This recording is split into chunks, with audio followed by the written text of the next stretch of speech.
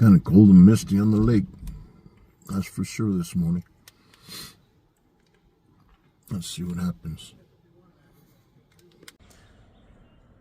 Still at it, still fishing. I got 2 so far.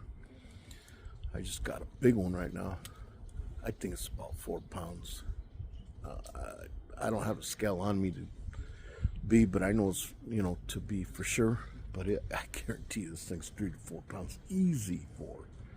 But I don't have nothing to say that it is. So, other than the fish, maybe I can weigh it when I get home.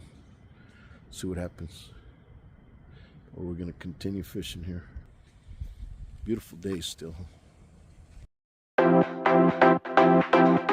Scale. That trout weighed 513. That's a big boy, man. Wow.